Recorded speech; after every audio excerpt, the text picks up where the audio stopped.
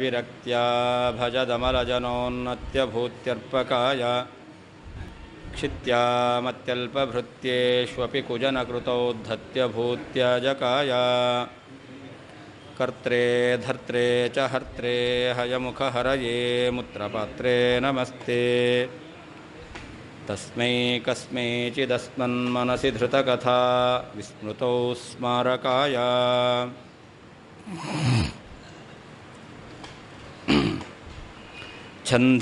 ಛಂದಾಂಸ್ಯನಂತಾನಿ ಕಿಲ ಗ್ರಂಥಸ್ಥೈಸ್ತೈಃ ಕೃತೋಲ್ಪಕಃ ಕೋಂಧೋರಂಧೋನುಸಂಧತ್ತೆ ಸಿಂಧೋರಗ್ರೇ ಪರಾಕ್ರಮಂ. ವೇದವು ಪ್ರಮಾಣ ಅಂತ ಯಾಕೆ ಇನ್ನೊಂದು ಯುಕ್ತಿಯನ್ನು ಹೇಳ್ತಾ ಇದ್ದಾರೆ. ವೇದವನ್ನು ಪ್ರಮಾಣ ಅಂತ ಯಾಕೆ ಒಪ್ಪಬೇಕು ಅಂತ. ಅದಕ್ಕೆ ಯಾವುದಕ್ಕೆ ಮಹತ್ವ ಇದೆ? ಅಲ್ಪವಾದದ್ದು ಮತ್ತು ಜಾಸ್ತಿ ಆಗಿರ್ತಕ್ಕಂಥದ್ದು. ಇದರಲ್ಲಿ ಮಹತ್ವ ಯಾವುದಕ್ಕೆ? ಯಾವುದು ಜಾಸ್ತಿ ಆಗಿದೆಯೋ ಅದಕ್ಕೆ ಮಹತ್ವ ಎಂಬತಕ್ಕಂಥದ್ದು. ಬಂಗಾರ ಇಷ್ಟೇ ಇರ್ಬೋದು, ಆದರೆ ಬಂಗಾರದ ಬೆಲೆ ಜಾಸ್ತಿ. ಆದ್ದರಿಂದಾಗಿ ಆ ಬಂಗಾರ ಇಷ್ಟೇ ಆಗಿದ್ದರೂ ಕೂಡ ಬಂಗಾರದ ಬೆಲೆ ಜಾಸ್ತಿ ಆದ್ದರಿಂದ ಬಂಗಾರಕ್ಕೆ ಮಹತ್ವ ಎಂಬತಕ್ಕಂಥದ್ದು. ಹಾಗೆ ಜಾಸ್ತಿ ಆಗಿರ್ತಕ್ಕಂಥದ್ದು ಅದರಲ್ಲಿ ಕ್ವಾಂಟಿಟಿ ತೆಗೆದುಕೊಂಡಾಗ, ಆ ಕ್ವಾಂಟಿಟಿ ಕ್ವಾಲಿಟಿ ಅಲ್ಲ, ನಾನು ಮೊದಲು ಹೇಳಿದ ಕ್ವಾಲಿಟಿ. ಈಗ ಕ್ವಾಂಟಿಟಿ ತೆಗೆದುಕೊಂಡ್ರೆ ಅದರಲ್ಲಿ ಯಾವುದು ಅಲ್ಪವಾಗಿದೆಯೋ ಅದಕ್ಕಿಂತ ಜಾಸ್ತಿ ಕ್ವಾಂಟಿಟಿ ಯಾವುದಕ್ಕಿದೆಯೋ ಅದಕ್ಕೆ ಮಹತ್ವ ಎಂಬತಕ್ಕಂಥದ್ದು ಇದೆ. ಹಾಗೆಯೇ ಇತರ ಗ್ರಂಥಗಳು, ಇತರ ಮತಾಚಾರ್ಯರ ಗ್ರಂಥಗಳು, ಹಾಗೇ ವೇದ, ಇವುಗಳನ್ನು ನಾವು ನೋಡಿದಾಗ ಅದರಲ್ಲಿ ಇತರ ಮತಾಚಾರ್ಯರ ಗ್ರಂಥಗಳಿಗಿಂತ ವೇದ ಎಂಬತಕ್ಕಂಥದ್ದು ಅದು ಬಹಳ ಅನಂತ ಸಂಖ್ಯಾಕವಾಗಿರ್ತಕ್ಕಂಥದ್ದು. ಅನಂತಾವೈ ವೇದಾಹ, ವೇದಗಳು ಅನಂತ. ಅದರಿಂದ ವೇದಗಳ ಸಂಖ್ಯೆ ಅದು ಬಹುತ್ವ ಉಳ್ಳದ್ದಾಗಿದೆ. ಆದ್ದರಿಂದ ಅಲ್ಪಸಂಖ್ಯಾಕವಾಗಿರ್ತಕ್ಕಂಥದ್ದಕ್ಕಿಂತ ಬಹುಸಂಖ್ಯಾಕವಾಗಿರ್ತಕ್ಕಂಥದ್ದಕ್ಕೆ ಮಹತ್ವ ಇದೆ. ವೇದ ಎಂಬತಕ್ಕಂಥದ್ದು ಅನಂತವಾದದ್ದು. ಆದ್ದರಿಂದ ವೇದಕ್ಕೆ ಮಹತ್ವವನ್ನು ಒಪ್ಪಲೇಬೇಕು, ಪ್ರಾಮಾಣ್ಯವನ್ನು ಒಪ್ಪಲೇಬೇಕು ಅಂತ ಅರ್ಥ. ಅದಕ್ಕೊಂದು ಉದಾಹರಣೆ ಕೊಡ್ತಾರೆ. ಕೋಂಧೋರಂಧೋರನುಸಂಧತ್ತೆ ಸಿಂಧೋರಗ್ರೇ ಪರಾಕ್ರಮಂ ಅಂತ. ದೊಡ್ಡದಾಗಿರ್ತಕ್ಕಂತಹ ಸಮುದ್ರ, ಆ ಸಮುದ್ರದ ಎದುರುಗಡೆ ಎಲ್ಲಿಯಾದರೂ ಒಂದು ಸಣ್ಣ ಒಂದು ಹಳ್ಳ ಅಂತ ಹೇಳ್ತಾರೆ. ಅದು ನೀರು ಹೋಗತಕ್ಕಂತಹ ಸಣ್ಣದಾಗಿರ್ತಕ್ಕಂಥದ್ದು, ತೆಗ್ಗು ಅಂತ. ಅದೇ, ಅದು ನದಿ ಅಲ್ಲ, ನದಿಗಿಂತ ಸಣ್ಣದಾಗಿರ್ತಕ್ಕಂಥ. ಅದಕ್ಕೆ ಯಾರಾದರೂ ಮಹತ್ವವನ್ನು ಹೇಳ್ತಾರೇನು? ಇಲ್ಲ. ಓಡೆ, ಓಡೆಯನ್ನು ಸರಿ. ಇದು ನೀರಿರುತ್ತೆ, ಆದರೆ ಆ ನೀರಿರ್ತಕ್ಕಂತಹ ಸಣ್ಣದಾಗಿರ್ತಕ್ಕಂಥ ಹಳ್ಳ ಅಂತ ಹೇಳ್ತಾರೆ. ಅದಕ್ಕಿಂತ ಆ ಸಮುದ್ರದ ನೀರಿಗೆ ಏನೊಂದು ಮಹತ್ವ ಇದೆ, ಅದನ್ನು ಬಿಟ್ಟುಬಿಟ್ಟು ಈ ಸಣ್ಣದಾಗಿರ್ತಕ್ಕಂಥ ಅಲ್ಪವಾಗಿರ್ತಕ್ಕಂತಹ ನೀರಿರ್ತಕ್ಕಂಥದ್ದಕ್ಕೆ ಮಹತ್ವವನ್ನು ಯಾರಾದರೂ ಹೇಳ್ತಾರಾ? ಹೇಳಿದ್ರೆ ಏನು ಹೇಳ್ತಾರೆ? ಅವನ್ನ ಕುರುಡ ಅಂತಾರೆ. ಅದಕ್ಕೆ ಅಂಧ. ಯಾರು ಕುರುಡ ಇದ್ದಾನೋ ಅಂದರೆ ಅವಿವೇಕಿಯಾದವನು, ಅವನು ಮಾತ್ರ ಈ ಅಲ್ಪವಾಗಿರ್ತಕ್ಕಂಥ ನೀರಿರ್ತಕ್ಕಂಥದ್ದಕ್ಕೆ ಮಹತ್ವವನ್ನು ಹೇಳ್ಬೋದು. ಆದರೆ ಮಹತ್ವವನ್ನು ಹೇಳ್ತಕ್ಕಂಥದ್ದು ವಿಚಾರವಾದಿ ಜ್ಞಾನಿ ಯಾವುದಕ್ಕೆ ಮಹತ್ವವನ್ನು ಕೊಡ್ತಾನೆ? ಅಪಾರವಾದ ನೀರಿರ್ತಕ್ಕಂತಹ ಸಮುದ್ರಕ್ಕೇನೆ. ಹಾಗೆ ವೇದ ಎಂಬತಕ್ಕಂಥದ್ದು ಅಪಾರವಾಗಿರ್ತಕ್ಕಂಥ ಜ್ಞಾನನಿಧಿ, ಅದು ಜ್ಞಾನ ಸಮುದ್ರ, ಜ್ಞಾನವಾರಿಧಿ. ಯಾವುದು? ಆ ವೇದ ಎಂಬತಕ್ಕಂಥದ್ದು. ಆ ವೇದದ ಎದುರುಗಡೆ ಈ ಅಲ್ಪವಾಗಿರ್ತಕ್ಕಂತಹ ಬೇರೆ ಬೇರೆ ಮತಾಚಾರ್ಯರು ರಚನೆ ಮಾಡಿರ್ತಕ್ಕಂಥ ವೇದ ಅಪ್ರಮಾಣ ಎಂಬತಕ್ಕಂಥದ್ದೆಲ್ಲ ಗ್ರಂಥಗಳಿದೆಯಲ್ಲ, ಅದಕ್ಕೇನಾದರೂ ಮಹತ್ವ ಇದೆಯೇನು? ಅದು ಎಷ್ಟೇ ಗ್ರಂಥ ಇದ್ದರೂ ಕೂಡ ಅದು ಅಲ್ಪವಾಗಿರ್ತಕ್ಕಂಥದ್ದೇ ವೇದದ ದೃಷ್ಟಿಯಲ್ಲಿ. ಅದರಿಂದಾಗಿ ಮಹತ್ತಾಗಿರ್ತಕ್ಕಂಥ ವೇದಕ್ಕೆ ಮಹತ್ವವನ್ನು ಕೊಡಬೇಕು. ಛಂದಾಂಸಿ, ವೇದಗಳು ಅನಂತಾನಿ ಕಿಲ, ಬಹಳವಾಗಿದ್ದಾವೆ ಅಷ್ಟೇ ತಾನೇ. ತೈತೈಹಿ, ಆಯಾ ಮತಾಚಾರ್ಯರಿಂದ ಕೃತಃ, ರಚಿತವಾಗಿರ್ತಕ್ಕಂತಹ ಗ್ರಂಥವು ಅಲ್ಪಕಃ, ಅಲ್ಪಸಂಖ್ಯಾ ಉಳ್ಳದ್ದು. ಸಿಂಧೋಹೋ, ಸಮುದ್ರದ ಅಗ್ರೆ, ಎದುರುಗಡೆ. ಅಂಧೋಹೋ, ಸಣ್ಣದಾಗಿರ್ತಕ್ಕಂತಹ ಹಳ್ಳದ. ಪರಾಕ್ರಮಂ, ಮಹತ್ವವನ್ನು. ಕಹ ಅಂಧಃ, ಯಾವ ಅಜ್ಞಾನಿಯು ಅಥವಾ ಕುರುಡನು ಅನುಸಂಧತ್ತೆ, ದೊಡ್ಡದಾಗಿ ಭಾವಿಸುತ್ತಾನೆ. ಛಂದಾಂಸಿ ವೇದಗಳು ಅನಂತಾನಿ ಕಿಲ, ಬಹಳವಾಗಿದ್ದಾವಷ್ಟೇ. ತೈಹಿ ತೈಹಿ ಆಯಾ ಮತಾಚಾರ್ಯರಿಂದ ಕೃತಃ ರಚಿತವಾದಂತಹ ಗ್ರಂಥವು ಅಲ್ಪಕಃ ಅಲ್ಪಸಂಖ್ಯಾಕವಾದದ್ದು. ಸಿಂಧೋಹೋ ಸಮುದ್ರದ ಅಗ್ರೆ ಎದುರುಗಡೆ, ಅಂಧೋಹೋ ಅಲ್ಪವಾಗಿರ್ತಕ್ಕಂತಹ ಹಳ್ಳದ, ಪರಾಕ್ರಮಂ ಮಹತ್ವವನ್ನು, ಕಹ ಅಂಧಃ ಯಾವ ಕುರುಡನು ಯಾವ ಅಜ್ಞಾನಿಯು, ಅನುಸಂಧತ್ತೆ ದೊಡ್ಡದಾಗಿ ಭಾವಿಸುತ್ತಾನೆ. ಸರ್ವಶಾಸ್ತ್ರೇಭ್ಯ ವೇದಸ್ಯ ಬಹುತ್ವಾತ್ ನ ಅಪ್ರಾಮಾಣ್ಯಂ ಇತ್ಯಾಹ ಅಂತ. ಎಲ್ಲ ಶಾಸ್ತ್ರಗಳಿಗಿಂತ ವೇದ ಎಂಬತಕ್ಕಂಥದ್ದು ಬಹುತ್ವ ಸಂಖ್ಯೆಯುಳ್ಳದ್ದಾಗಿದೆ, ಬಹುಸಂಖ್ಯಾಕವಾಗಿದೆ. ವೇದವು ಎಲ್ಲ ಶಾಸ್ತ್ರಗಳಿಗಿಂತ ಬಹುಸಂಖ್ಯಾಕವಾದ್ದರಿಂದ ಪ್ರಾಮಾಣ್ಯವನ್ನು ಒಪ್ಪಬೇಕು ಅಂತ ಹೇಳ್ತಾ ಇದ್ದಾರೆ ಛಂದಾಂಶ ಎಂಬತಕ್ಕಂತಹ ಶ್ಲೋಕದಲ್ಲಿ. ತೈಹಿ ತೈಹಿ ಅಂತಿದೆ, ಅದಕ್ಕೆ ಆ ಅರ್ಥ ಬರೀತಾರೆ ತತ್ತದ ಆಚಾರ್ಯೈಹಿ, ಆಯಾ ಮತದ ಆಚಾರ್ಯರಿಂದ ಅಂತರ್ಥ. ಕಿಂ ತತಃ ಅದರಿಂದ ಏನು ಅಂತಂದರೆ ಇತ್ಯತಃ ಕೋಂಧೋರಿತಿ ಅಂತ. ಅಪಾರಸ್ಯ ಸಿಂಧೋಹೋ ದಡವೇ ಇಲ್ಲ, ಅಪಾರವಾಗಿರ್ತಕ್ಕಂಥದ್ದು ಅಂತ ಹೇಳ್ತೇವೆ. ಅಂದರೆ ದಡ ಇಲ್ಲದೆ ಇರತಕ್ಕಂಥದ್ದು, ಸೀಮೆ ಇಲ್ಲದೆ ಇರತಕ್ಕಂಥದ್ದು. ಅಂತಹ ಸಿಂಧೋಹೋ ಅಗ್ರೆ ಸಮುದ್ರದ ಎದುರುಗಡೆ, ಅಲ್ಪಸ್ಯ ಅಂಧೋಹೋ ಅಂಧ ಅಂತಂದರೆ ಕೂಪ ಅಂತಲೂ ಹೇಳ್ತಾರೆ, ಭಾವಿಯ ಪರಾಕ್ರಮಂ ಕಹ ಅಂಧ ಅನುಸಂಧತ್ತೆ ಯಾವ ಕುರುಡ ಅವನು ಮಹತ್ವವನ್ನು ಹೇಳ್ತಾನೆ. ಅಂದರೆ ಅವನು ಕುರುಡನೇ ಆಗಿರಬೇಕು ಅಂತ ಅರ್ಥ. ಸಮುದ್ರದ ಮಹತ್ವವನ್ನು ತಿಳಿಯದೇ ಇರತಕ್ಕಂತಹ ಅಜ್ಞಾನಿಯೇ ಆಗಿರ್ತಾನೆ ಅಂತ ಅರ್ಥ. ತಥಾಚ ಅಲ್ಪಂ ತತ್ತದಾಚಾರ್ಯ ವಚನಂ ಪುರಸ್ಕೃತ್ಯ ಅನಂತವೇದ ಧಿಕ್ಕಾರ ನಯುಕ್ತ ಇತಿ ಭಾವ. ಅಲ್ಪವಾಗಿರ್ತಕ್ಕಂತಹ ಆಯಾ ಮತಾಚಾರ್ಯರ ಗ್ರಂಥಗಳನ್ನು ನಾವು ಮಾನ್ಯ ಮಾಡಿ ಅನಂತವಾಗಿರ್ತಕ್ಕಂಥ ವೇದಗಳನ್ನು ತಿರಸ್ಕಾರ ಮಾಡ್ತಕ್ಕಂಥದ್ದು ಸರಿಯಲ್ಲ ಅಂತ ಅರ್ಥ. ಕಲೋ ಕಿಲ ಷಡಾಚಾರ್ಯಾ ವೇದಸ್ತು ತ್ರಿಯುಗೋತ್ಸವ ರಾಜಸೂಯಾಶ್ವಮೇಧಾದ್ಯಾ ಯನ್ಮೂಲಾಶ್ಚಕ್ರವರ್ತಿನಾಂ. ಇನ್ನೊಂದು ಹೇಳ್ತಾರೆ, ಯಾವುದು ತ್ರಿಯುಗಾನುಸಾರಿಯಾಗಿದೆಯೋ 4 ಯುಗಗಳಲ್ಲಿ 3 ಯುಗಗಳಲ್ಲಿಯೂ ಕೂಡ ಯಾವುದನ್ನು ಸ್ವೀಕಾರ ಮಾಡ್ತಾರೋ ಅದಕ್ಕೆ ಪ್ರಾಮಾಣ್ಯವನ್ನು ಹೇಳಬೇಕು. ಈ ದರ್ಶನಗಳೆಲ್ಲ ಇದೆಯಲ್ಲ, ಅದೆಲ್ಲ ಈ ಕಲಿಯುಗದಲ್ಲಿ ಆಯಾ ಮತಾಚಾರ್ಯರು ಪ್ರಸಿದ್ಧಿ ಮಾಡಿರೋದು. ಅದರಿಂದ ಈಗ ಇರತಕ್ಕಂತಹ ಏನು ಷಡ್ದರ್ಶನಗಳು ಅಂತ ಹೇಳ್ತೇವೆ, ಇದು ಕಲಿಯುಗದಲ್ಲಿ ರಚಿತವಾಗಿರ್ತಕ್ಕಂಥವುಗಳು, ಪ್ರಸಿದ್ಧಿಗೆ ಬಂದಿರುವಂಥಗಳು. ಆದರೆ ವೇದ ಇದೆಯಲ್ಲ, ಅದು ಕಲಿಯುಗವನ್ನು ಬಿಟ್ಟು 3 ಯುಗದಲ್ಲಿಯೂ ಕೂಡ ಅದು ಪ್ರಸಿದ್ಧಿಯಲ್ಲಿದೆ. ಈ ವಾದಗಳೆಲ್ಲ ಇರಲಿಲ್ಲ ಅಂತಲ್ಲ, ಈ ಷಡ್ದರ್ಶನಗಳು ಪ್ರವಾಹತಃ ಅದು ಅನಾದಿಯಾಗೇ ಇತ್ತು. ಆದರೆ ಇವತ್ತು ನಾವೇನು ಈ ಷಡ್ದರ್ಶನ ಕಾಳ್ತಾ ಇದ್ದೇವೆ, ಅದೆಲ್ಲ ಆಯಾ ಕಲಿಯುಗದಲ್ಲಿ ಬಂದಿರತಕ್ಕಂಥ ಆಚಾರ್ಯರಿಂದ ರಚಿತವಾದದ್ದು. ಹಾಗಾದರೆ ಈಗ ನಾವು ಯಾವ 6 ದರ್ಶನಗಳನ್ನು ಕಾಣ್ತಾ ಇದ್ದೇವೆ ಅದೆಲ್ಲ ಕಲಿಯುಗದಲ್ಲಿ ಮಾತ್ರ ಇರ್ತಕ್ಕಂಥದ್ದು. ಬೇರೆ ಯುಗದಲ್ಲಿ ಇರ್ತಕ್ಕಂಥದ್ದು ಬೇರೆಯವರು ರಚನೆ ಮಾಡಿದ್ದು, ಇರಲಿಲ್ಲ ಅಂತಲ್ಲ, ಇತ್ತು. ಆದರೆ ಇವತ್ತು ನಮಗೆ ಕಾಣ್ತಕ್ಕಂಥದ್ದು ಇದೆಯಲ್ಲ, ಅದು ಕಲಿಯುಗದಲ್ಲಿರ್ತಕ್ಕಂತಹ ವ್ಯಕ್ತಿಗಳಿಂದ ಆಧೃತವಾದದ್ದು ಅಥವಾ ಸ್ಥಾಪನೆ ಮಾಡಲ್ಪಟ್ಟದ್ದು. ಆದರೆ ವೇದ ಇದೆಯಲ್ಲ, ಅದಕ್ಕೆ 3 ಯುಗದಲ್ಲಿರ್ತಕ್ಕಂತಹ, ಅಂದರೆ ದ್ವಾಪರ ಯುಗ, ತ್ರೇತಾಯುಗ, ಕೃತಯುಗ, ಈ ಯುಗದಲ್ಲಿರ್ತಕ್ಕಂತಹ ವ್ಯಕ್ತಿಗಳು ಕೂಡ ಆ ಮಾನ್ಯತೆಯನ್ನು ಕೊಟ್ಟಿದ್ದಾರೆ ವೇದಕ್ಕೆ. ಅದೆಂಗೆ ಗೊತ್ತಾಗುತ್ತೆ ಅಂತಂದರೆ ಅದನ್ನು ಹೇಳ್ತಾರೆ, ರಾಜಸೂಯಾಶ್ವಮೇಧಾದ್ಯಾ ಯನ್ಮೂಲಾಶ್ಚಕ್ರವರ್ತಿನ. ದ್ವಾಪರ ಯುಗದಲ್ಲಿದ್ದವರು, ತ್ರೇತಾಯುಗದಲ್ಲಿದ್ದವರು, ಕೃತಯುಗದಲ್ಲಿದ್ದವರು ರಾಜರು ಅಶ್ವಮೇಧ ಯಾಗ ಮಾಡಿದ್ದಾರೆ, ರಾಜಸೂಯ ಯಾಗವನ್ನು ಮಾಡಿದ್ದಾರೆ. ಆ ರಾಜಸೂಯ ಅಶ್ವಮೇಧಾದಿ ಯಜ್ಞಗಳನ್ನು ಕೃತ, ತ್ರೇತ, ದ್ವಾಪರ ಯುಗದಲ್ಲಿರ್ತಕ್ಕಂತಹ ಚಕ್ರವರ್ತಿಗಳು ಮಾಡಬೇಕು ಅಂತಾದರೆ ಅದಕ್ಕೆ ಮೂಲ ಬೇಕು. ಯಾವುದು ಮೂಲ? ವೇದವು ಮೂಲ. ಹಾಗಾದರೆ ತ್ರೇತಾಯುಗದಲ್ಲಿ, ದ್ವಾಪರ ಯುಗದಲ್ಲಿ, ಕೃತಯುಗದಲ್ಲಿರ್ತಕ್ಕಂಥ ರಾಜರು ಈ ಅಶ್ವಮೇಧಾದಿ ಯಜ್ಞವನ್ನು ಮಾಡಿದ್ದಾರೆ ಅಂತಂದರೆ ಅವರು ವೇದಕ್ಕೆ ಪ್ರಾಮಾಣ್ಯವನ್ನು ಒಪ್ಪಿದ್ದಾರೆ ಅಂತಾಯಿತು.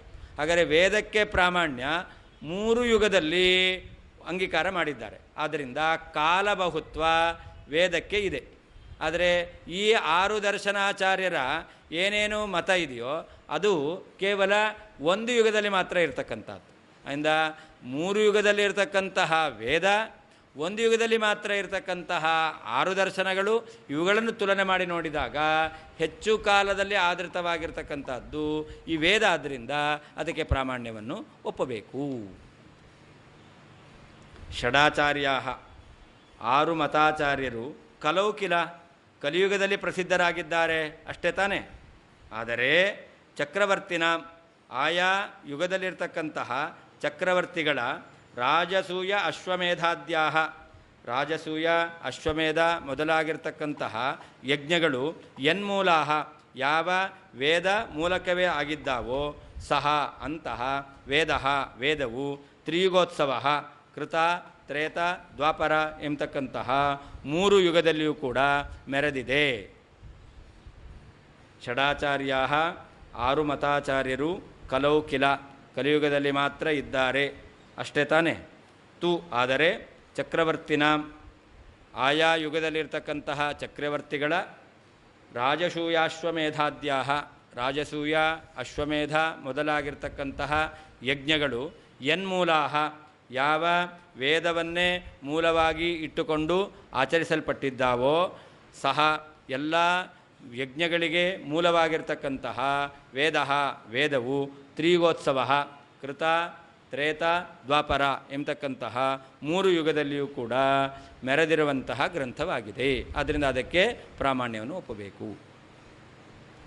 ಬಹುಯುಗ ಅನುವರ್ತಿತ್ವಾದಪಿ ವೇದಸ್ಯ ಪ್ರಾಮಾಣ್ಯಂ ಇತ್ಯಾಹ. ಅನೇಕ ಯುಗಗಳಲ್ಲಿ, ಬಹು ಯುಗಗಳಲ್ಲಿ ಅನುಸರಿಸಿಕೊಂಡು ಬಂದದ್ದಾಗಿದೆ. ಅದಕ್ಕೆ ಮೂಲವನ್ನು ಅದು ಆಧಾರ ಎಂಬುದಾಗಿ ಒಪ್ಪಿದ್ದಾರೆ. ಆದ್ದರಿಂದ ವೇದಕ್ಕೆ ಪ್ರಾಮಾಣ್ಯವನ್ನು ಒಪ್ಪಬೇಕು.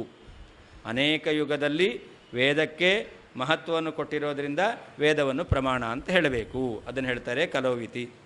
ಷಡ್ದರ್ಶನಾಚಾರ್ಯ ವಚಾಂಸಿ ಕಲಾವೇವ ಉಲ್ಲಸಂತಿ. 6 ಮತಾಚಾರ್ಯರ ಏನೇನು ಗ್ರಂಥ ಇದೆ ಅಥವಾ ವಾಕ್ಯ ಇದೆ, ಮಾತುಗಳಿದೆ, ಅದು ಕಲಾವೇವ ಉಲ್ಲಸಂತಿ ಕಲಿಯುಗದಲ್ಲಿ ಮಾತ್ರ ಶೋಭಿಸ್ತಾವೆ.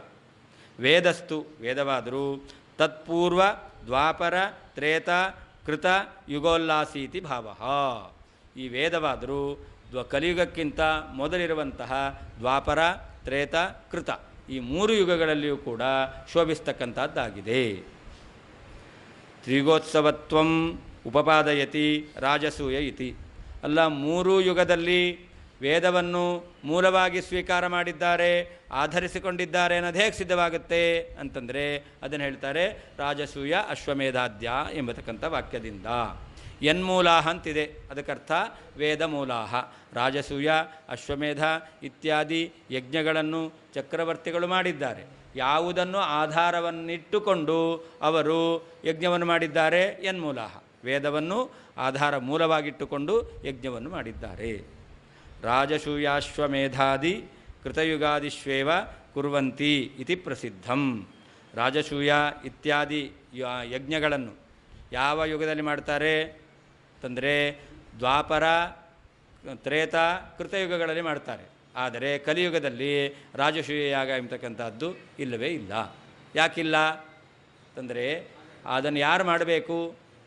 ರಾಜರು ಮಾಡೋದಲ್ಲ, ಮತ್ತು ಚಕ್ರವರ್ತಿಗಳು ಮಾಡಬೇಕು. ಎಲ್ಲ ರಾಜರನ್ನು ತಮ್ಮ ಅಧೀನದಲ್ಲಿ ಯಾರಿಟ್ಕೊಂಡಿದ್ದಾರೋ ಅಂತಹ ಚಕ್ರವರ್ತಿಗಳು ಮಾತ್ರ ರಾಜಸೂಯ ಯಾಗವನ್ನು ಮಾಡಲಿಕ್ಕೆ ಸಾಧ್ಯ, ಅಶ್ವಮೇಧ ಯಾಗವನ್ನು ಮಾಡಲಿಕ್ಕೆ ಸಾಧ್ಯ. ಅಶ್ವಮೇಧದ ಕುದುರೆ ಬಿಟ್ಟಿರ್ತಾರೆ, ಆ ಕುದುರೆಯನ್ನು ಯಾರು ಹಿಡಿದು ಕಟ್ಟಾಕ್ತಾರೋ ಅವರನ್ನು ಸೋಲಿಸಿ ಅಥವಾ ಅವರನ್ನು ಸಾಯಿಸಿ ಆಮೇಲೆ ಆ ಕುದುರೆಯನ್ನು ತರಬೇಕು. ಒಂದು ಸಾಯಿಸಬೇಕು, ಇಲ್ಲ ಸೋಲಿಸಬೇಕು.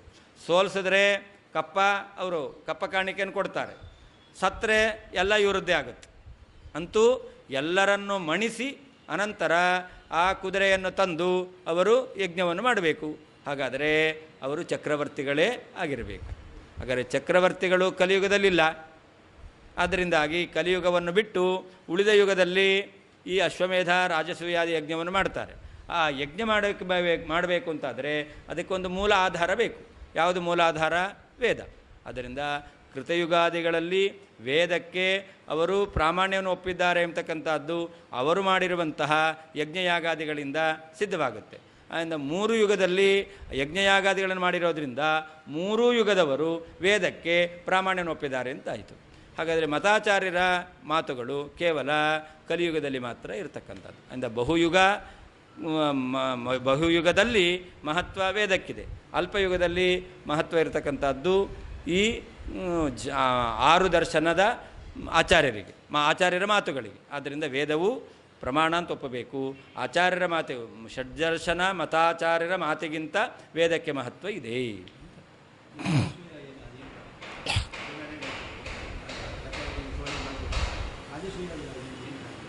ಆ ಅಶ್ವಮೇಧ ಯಾಗದ್ದೇ ಒಂದು ವಿಶೇಷವಾದದ್ದು ರಾಜಸೂಯ ಯಾಗ ಅಂತ. ಹೌದು, ರಾಜಸೂಯವನ ಅಶ್ವಮೇಧ ಯಾಗ ವಿಶೇಷವನ್ನೇ ರಾಜಸೂಯ ಅಂತ ಹೇಳ್ತಕ್ಕಂಥದ್ದು.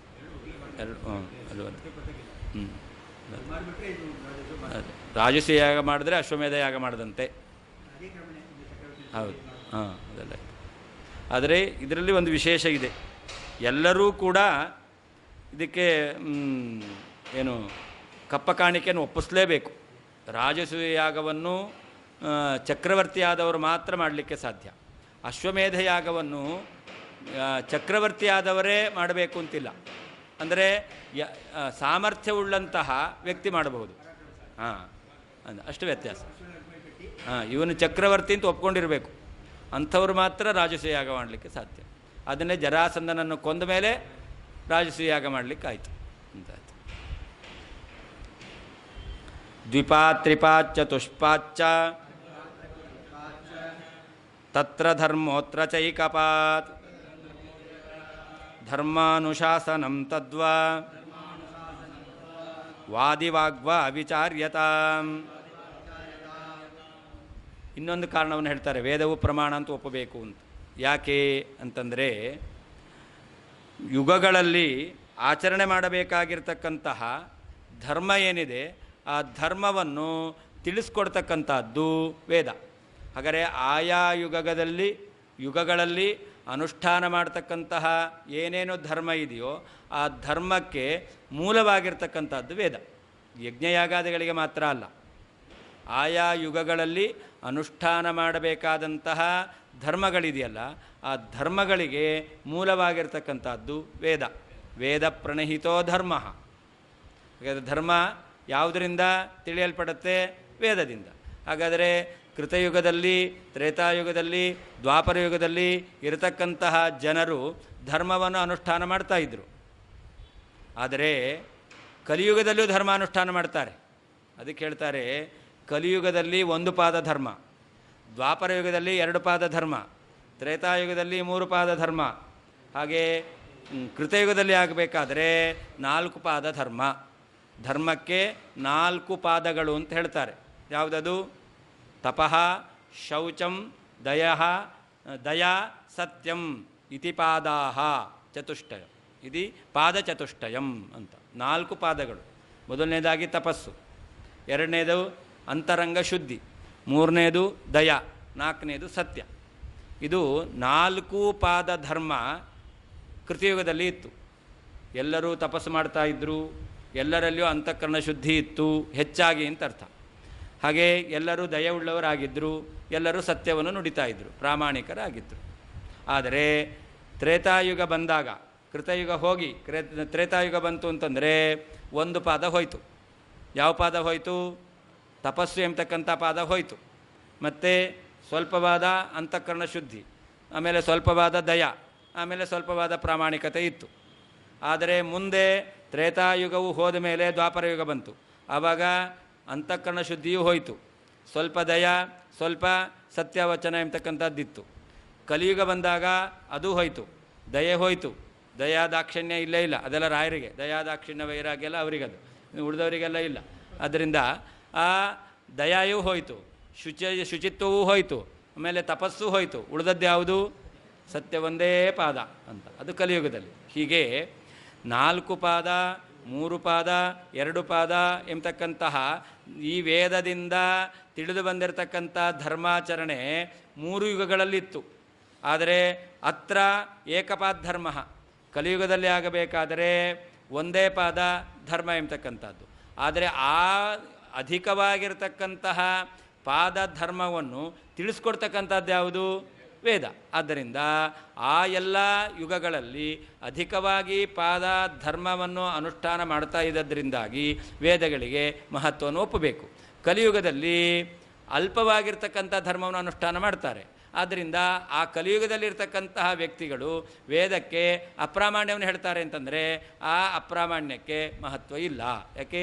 3 ಯುಗದಲ್ಲಿರ್ತಕ್ಕಂತಹ ಅಧಿಕ ಪಾದ ಧರ್ಮವನ್ನು ಅನುಷ್ಠಾನ ಮಾಡ್ತಕ್ಕಂಥವರೆಲ್ಲ ವೇದವನ್ನು ಮೂಲವಾಗಿಟ್ಟುಕೊಂಡು ಧರ್ಮಾಚರಣೆ ಮಾಡಿದ್ದಾರೆ. ಆದ್ದರಿಂದ ವೇದಕ್ಕೆ ಮಹತ್ವವನ್ನು ಒಪ್ಪಬೇಕು.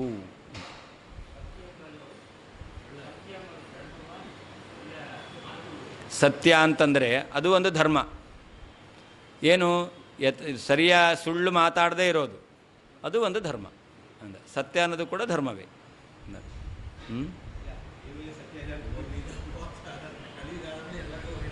ಹಾಂ, ಮೊಬೈಲ್ ಬಂದಮೇಲೆ ಎಲ್ಲ ಹೊಟ್ಟೋಯ್ತು. ಹಾಂ, ಸತ್ಯ ಇದ್ದರೆ ಧರ್ಮ ಇಲ್ಲ, ಅದರಿಂದ ಧರ್ಮ ಇಲ್ಲ ಅಂತ. 4 ಪಾದ ಇಲ್ಲ ಅಲ್ಲ, ನಾವು ಉಳಿಸ್ಬೇಕು, ನಾವು ಸಾಯಿಸಬಾರ್ದು. ನಾವು ಸಾಯಿಸ್ತಾ ಇದ್ದೇವೆ. 1 ಪಾದ ಇದೆಯಲ್ಲ ಅದನ್ನು ತೆಗೆದುಬಿಡೋಣ ಅಂತ ಆ ಕಲಿ ಜೊತೆಯಲ್ಲಿ ನಾವು ಸೇರಿಕೊಂಡಿದ್ದೇವೆ. ಆ ಒಂದೇ ಪಾದದಲ್ಲಿ ನಿಂತಹ ಎತ್ತಿನ ಕಾಲನ್ನು ಖಡ್ಗದಿಂದ ತುಂಡು ಮಾಡಬೇಕು ಅಂತ ಬಂದಿದ್ದ ಅಂತ ಭಾಗವತಲ್ಲಿ ಕಥೆ ಕೇಳ್ತೇವೆ. ಆ ಕಲಿಗೆ ಸಹಕಾರಿಯಾಗಿ ನಾವೆಲ್ಲ ಬೆಂಬಲವಾಗಿ ನಿಂತಿದ್ದೇವೆ ಅಂದಲ್ಲ, ಹಾಗಾಗಬಾರ್ದು ಅಂತ. 1 ಪಾದ ಅಷ್ಟು ಅದು ಮಾಡಿದ್ರೇ ಪೂರ್ಣ ಧರ್ಮಾನುಷ್ಠಾನ ಮಾಡಿದಂತೆ ಆಗುತ್ತೆ. ಯಾಕೆ? ಧರ್ಮ ಇರೋದೇ ಅಷ್ಟು ಮಾಡಿದ್ರೆ ಸಾಕು, ಪೂರ್ಣ ಧರ್ಮಾನುಷ್ಠಾನ ಮಾಡಿದಾಗ ಆಗುತ್ತೆ. ಅದರಿಂದ ಬಹುಯುಗ ಧರ್ಮ ಪ್ರವೃತ್ತಿಕಾಲೀನವಾದದ್ದು ವೇದ. ಅದರಿಂದಾಗಿ ಆ ವೇದಕ್ಕೆ ಪ್ರಾಮಾಣ್ಯವನ್ನು ಒಪ್ಪಬೇಕು. ಈ ಮತಾಚಾರ್ಯರ ವಾಕ್ಯಗಳೆಲ್ಲ ಒಂದೇ ಯುಗದಲ್ಲಿ ಇರತಕ್ಕಂತಹ ಆ ಪ್ರವೃತ್ತಿ ಉಳ್ಳದ್ದಾಗಿದೆ. ಅದರಿಂದಾಗಿ ಅದಕ್ಕೆ ಪ್ರಾಮಾಣ್ಯ ಅಂತಕ್ಕಂಥದ್ದು ಇಲ್ಲ. ತತ್ರ ಚ ಆ ದ್ವಾಪರ ಯುಗಗಳಲ್ಲಿ ಆದರೂ, ದ್ವಾಪರ ತ್ರೇತ ಕೃತ ಯುಗಗಳಲ್ಲಿ ಆದರೂ ಧರ್ಮವು ದ್ವಿಪಾತ್ ತ್ರಿಪಾತ್ ಚತುಷ್ಪಾತ್. ದ್ವಾಪರದಲ್ಲಿ 2 ಪಾದ, ತ್ರೇತಾಯುಗದಲ್ಲಿ 3 ಪಾದ, ಕೃತಯುಗದಲ್ಲಿ 4 ಪಾದ ಉಳ್ಳದ್ದಾಗಿತ್ತು. ಅತ್ರ ಚ ಈ ಕಲಿಯುಗದಲ್ಲಾದರೂ ಧರ್ಮವು ಏಕಪಾತ್ ಒಂದೇ ಪಾದ ಉಳ್ಳದ್ದಾಗಿದೆ. ಧರ್ಮಾನುಶಾಸನಂ ಧರ್ಮವನ್ನು ತಿಳಿಸ್ಕೊಡ್ತಕ್ಕಂಥದ್ದಾಗಿದೆ. ತದ್ವ ಆ ಧರ್ಮವನ್ನು ತಿಳಿಸ್ಕೊಡ್ತಕ್ಕಂತಹ ಬಹುಯುಗ ಧರ್ಮ ಪ್ರವೃತ್ತಿಕಾಲೀನವಾಗಿರ್ತಕ್ಕಂತಹ ವೇದವು ಪ್ರಮಾಣವೋ, ವಾದಿವಾಕ್ವ ಅಲ್ಪ ಧರ್ಮ ಪ್ರವೃತ್ತಿ ಕಾಲದಲ್ಲಿರ್ತಕ್ಕಂತಹ ವಾದಿಗಳ ವಾಕ್ಯವು ಪ್ರಮಾಣವೋ ವಿಚಾರ್ಯತಾಂ ನೀವೇ ವಿಚಾರ ಮಾಡಿರಿ ಅಂತ. ಅರ್ಥಾತ್ ಯುಗಗಳಲ್ಲಿ ಧರ್ಮವನ್ನು ಪ್ರವೃತ್ತಿ ಮಾಡ್ತಕ್ಕಂತಹ ಕಾಲದಲ್ಲಿ ಇರತಕ್ಕಂಥ ವೇದ ಅದನ್ನೇ ಪ್ರಮಾಣ ಅಂತ ಹೇಳಬೇಕು. ತತ್ರ ಚ ದ್ವಾಪರ ತ್ರೇತ ಕೃತಯುಗಗಳಲ್ಲಿ ಧರ್ಮವು ದ್ವಿಪಾತ್ ತ್ರಿಪಾತ್ ಚತುಷ್ಪಾಚ್ಚ ಕ್ರಮವಾಗಿ ದ್ವಾಪರಯುಗದಲ್ಲಿ 2 ಪಾದ, ತ್ರೇತಾಯುಗದಲ್ಲಿ 3 ಪಾದ, ಕೃತಯುಗದಲ್ಲಿ 4 ಪಾದ ಧರ್ಮವುಳ್ಳದ್ದು ಆಗಿತ್ತು. ಅತ್ರ ಚ ಈ ಕಲಿಯುಗದಲ್ಲಾದರೂ ಧರ್ಮವು ಏಕಪಾತ್ ಒಂದೇ ಪಾದವುಳ್ಳದ್ದಾಗಿದೆ. ಧರ್ಮಾನುಶಾಸನಂ ಧರ್ಮವನ್ನು ಜಗತ್ತಿಗೆ ತಿಳಿಸ್ಕೊಡ್ತಕ್ಕಂತಹ ತದ್ವ ಆ ಅನೇಕ ಯುಗಗಳಲ್ಲಿ ಆಚರಣೆ ಮಾಡ್ತಕ್ಕಂತಹ ಧರ್ಮದ ಕಾಲೀನವಾದಂತಹ ವೇದವು ಪ್ರಮಾಣವೋ ಅಥವಾ ವಾದಿವಾಗ್ವ ಕೇವಲ ಕಲಿಯುಗದಲ್ಲಿ ಮಾತ್ರ ಆಚರಣೆ ಮಾಡ್ತಕ್ಕಂತಹ ಧರ್ಮದ ಕಾಲೀನವಾದಂತಹ ವಾದಿಗಳ ವಾಕ್ಯವು ಪ್ರಮಾಣವೋ ವಿಚಾರ್ಯತಾಂ ನೀವೇ ವಿಚಾರ ಮಾಡಿರಿ. ಬಹುಯುಗದಲ್ಲಿ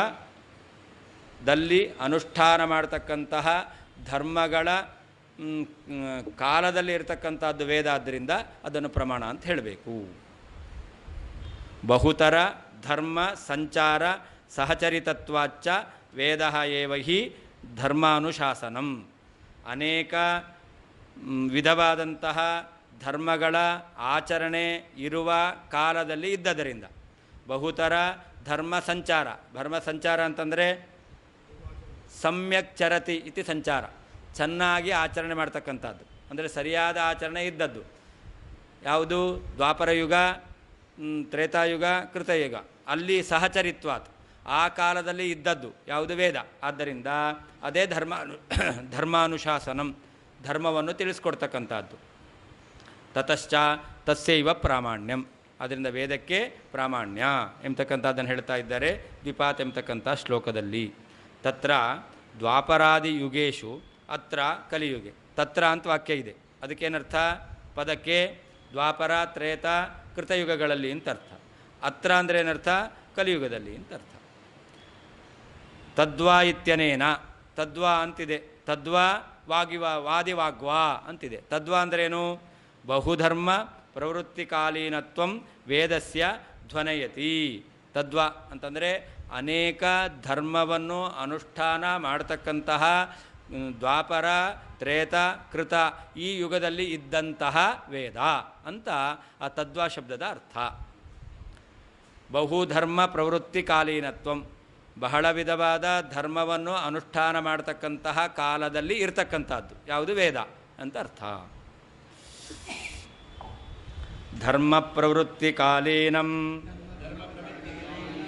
ವಾಕ್ಯಂ ನಕಿಲ ಧರ್ಮವಾಕ್ ಕಲಾವಧರ್ಮ ಕಲಿಲೆ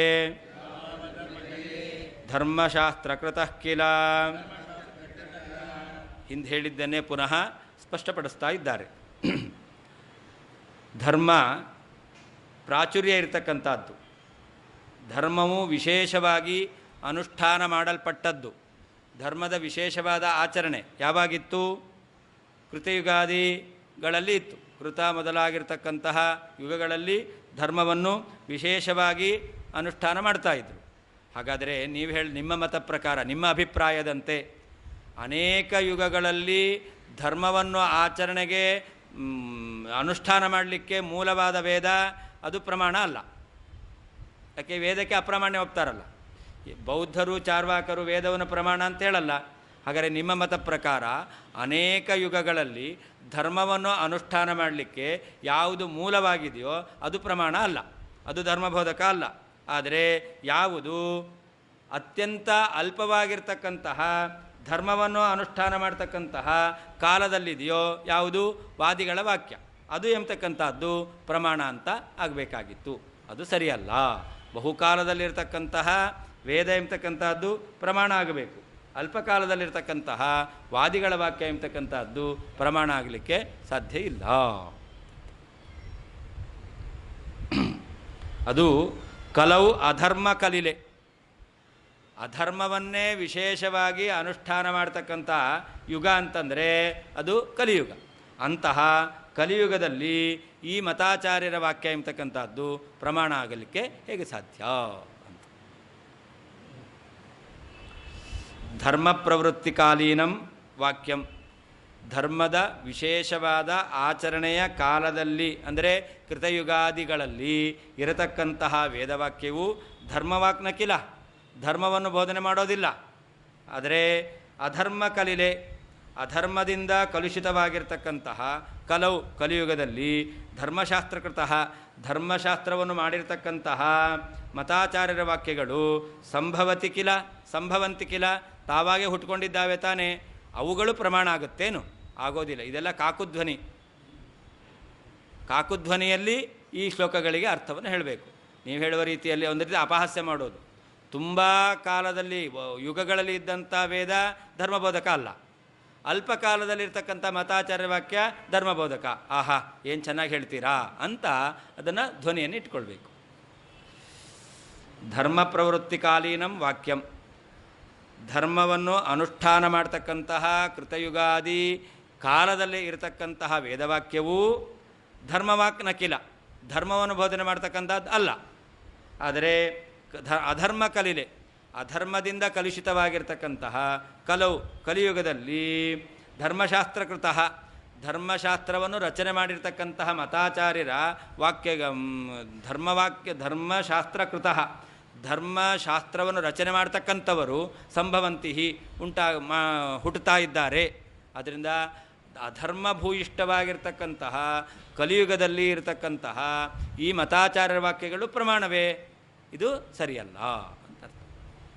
ತದೇವ ಉಪಪಾದಯತಿ, ವೇದವು ಪ್ರಮಾಣ ಎಂಬತಕ್ಕಂಥದ್ದು ಹಿಂದೆ ಹೇಳಿದ್ದನ್ನೇ ಪುನಃ ಸಮರ್ಥನೆ ಮಾಡ್ತಾ ಇದ್ದಾರೆ ಧರ್ಮ ಎಂಬತಕ್ಕಂಥ ವಾಕ್ಯದಿಂದ. ತಥಾಚ ಜಿನಾದಿವಾಕ್ಯಂ ನ ಧರ್ಮಶಾಸ್ತ್ರಂ ಇತಿ ಭಾವ.